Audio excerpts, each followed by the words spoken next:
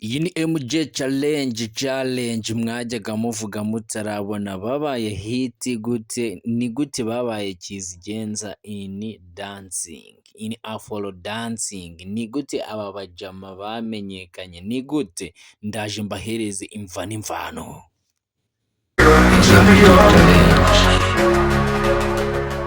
Okay, tudatinze nizere ko wamaze gukanda subscribe, nta wundi musanzu tubasaba, ndetse icy'ingenzi kigamijwe nuko hano kuri MJ challenge after banga anaza banga in MJ challenge ngiye kubabwira aba bajama babiri Titi Brown and General Benda. Ngira ngo mwamize kubonamo andi masura, mukibonamo andi masura muhita mumenya ko ngiye kuvuga kuri couple, mvugira uti ngo couple.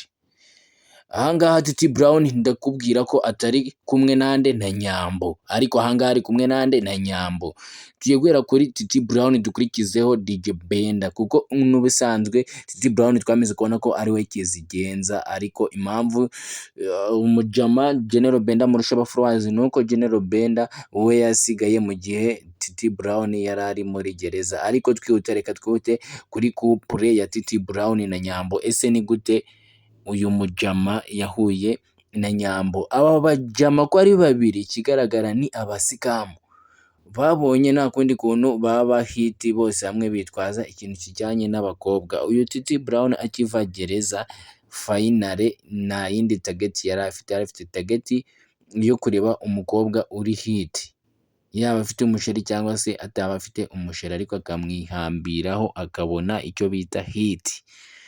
Ngira ngo trend zose cyangwa se amavideo yose yasohotse hanze ya Titi Brown ndetse na Nyambo ntabwo rwari urukundo, ahubwo kari icyo bitwa agatwiko. Mvugira uti agatwiko, kwari ugushaka agatwiko.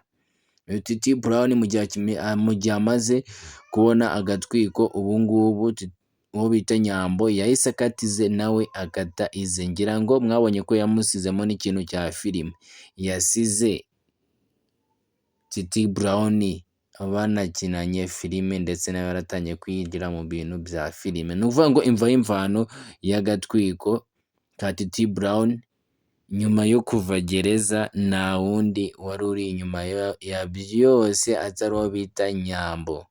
Niba ukunda cyangwa se warakundaga iyi couple ya Titi Brown na Nyambo, ndagusaba gukanda subscribe.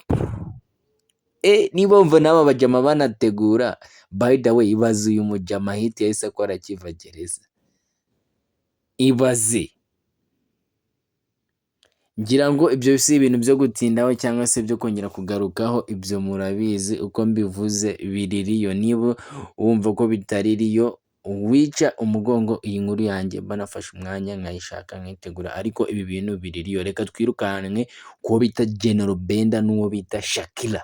Ase tutarajya kuri General Benda, Titi Brown na Nyambo baracyari kumwe? Ese nyuma yaho nta yindi couple yagaragaye ya Nyambo? Indi couple ya Titi Brown n'undi muntu? Ibyo muraza kubisika muri comment. Reka twite kuri General Benda. General Benda nyuma yo gutandukana na Shakira, umukobwa bihiriringanye watumye abona hit, watumye amenyekana ku mbuga, cyane cyane ku rubuga rwa TikTok, ariho uyu nguyu mubona Shakira, byaje kugenda biti? Uko byaje kugenda, uyu General Benda nyuma yo gutandukana na Shakira bameze gukora hit. Ese ni igihe kingana iki byaciyeho uyu General Benda mubonane n'indi couple? Ni igihe kingana iki cyaciyeho? Ubu tuvugana ngira ngo General Benda hari umukobwa umaze iminsi mubona bari kumwe. Titi Brown hari umukobwa umaze iminsi bari kumwe, nabo bakoze couple. Timini zitati aba bajama bose bombi batwikira kuki? Ugatwiko k'aba baby MJ.